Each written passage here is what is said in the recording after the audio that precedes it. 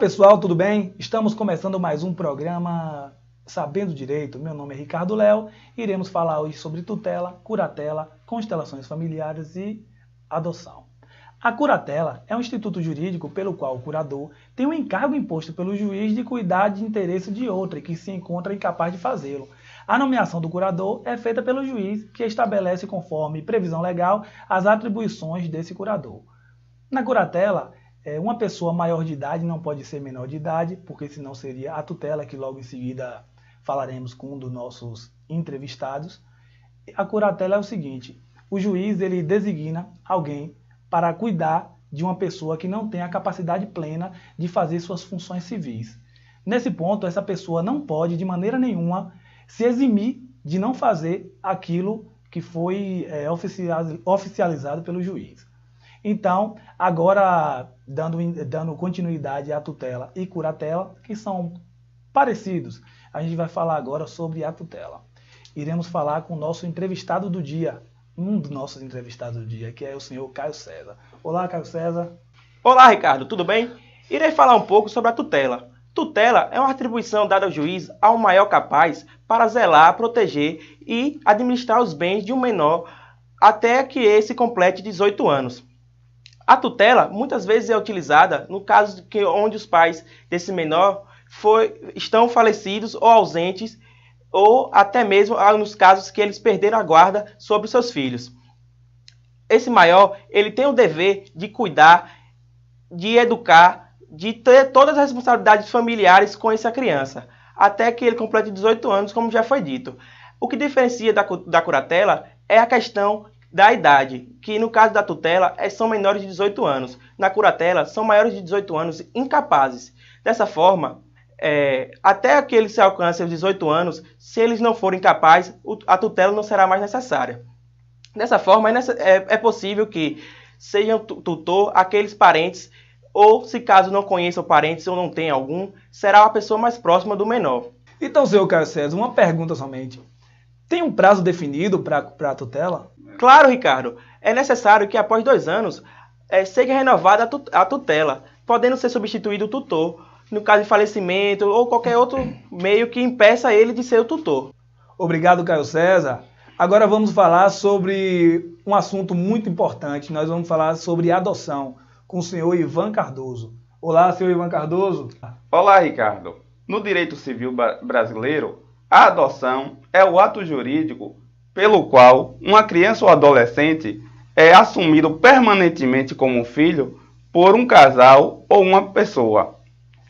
Quando é feita a adoção, todos os direitos civis e responsabilidades são atribuídas aos adotantes. Eles têm, para com a criança ou adolescente a qual está sendo adotada, toda a responsabilidade que teria com um filho normal. Da mesma forma que o adotado goza de plenos direitos como guarda, educação e sustento que é previsto no Estatuto da Criança e do Adolescente.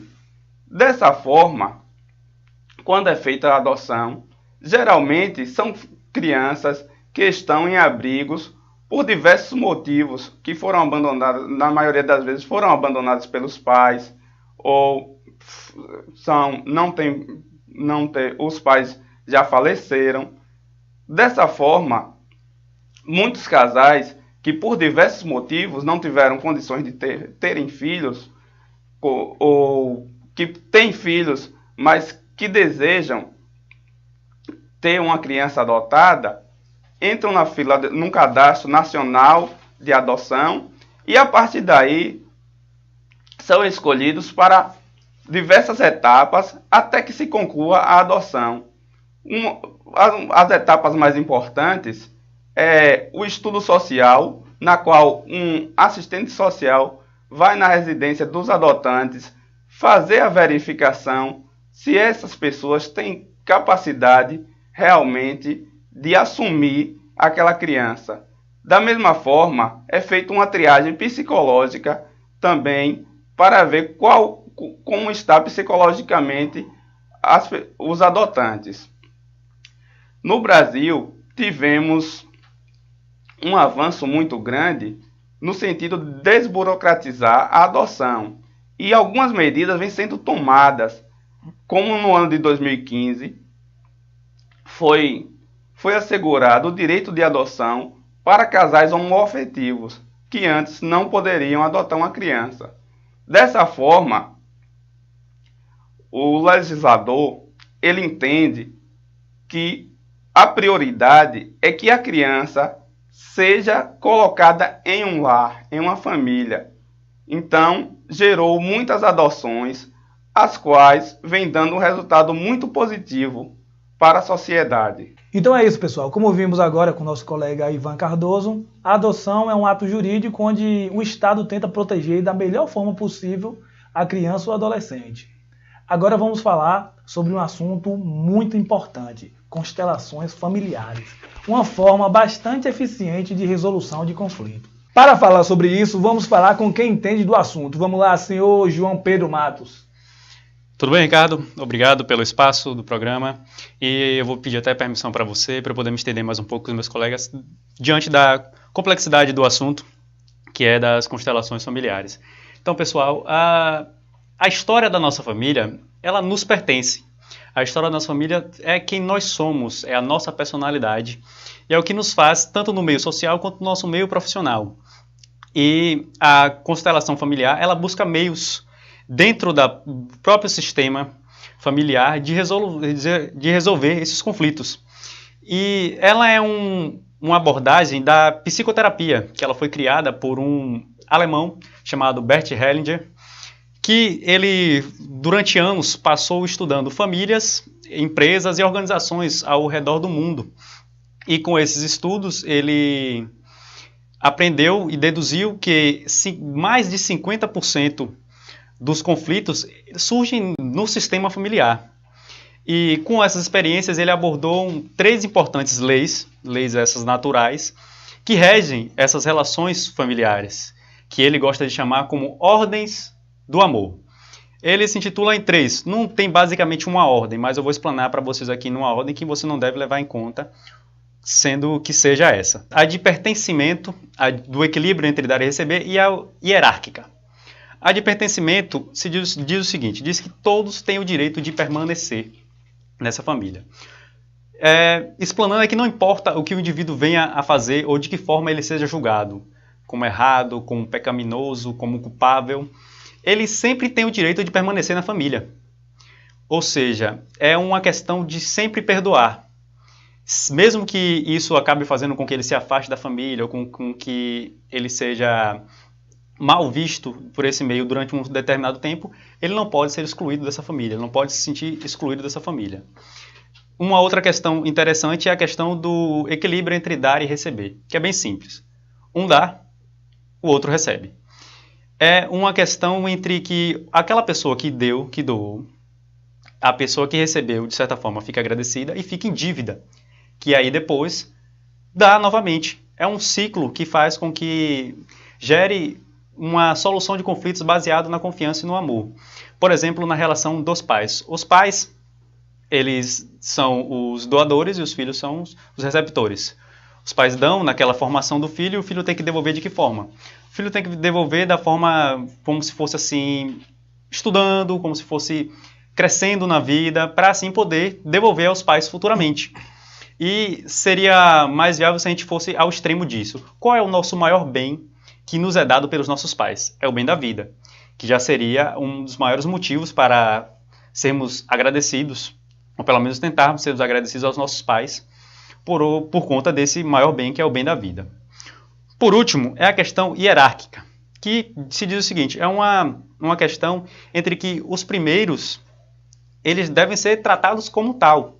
Deve haver uma hierarquia de respeito sobre essa questão entre os pais, para depois os filhos. E se isso é desrespeitado em algum momento, gera um desequilíbrio nessa questão entre os papéis do patriarcal, dos papéis dos filhos, que isso começa, claro, na relação dos pais, para depois vir com os filhos, e assim vem com os netos, e tendo esse controle hierárquico, a consolidação da família, ela é muito mais fácil para resolver esses tipos de conflitos.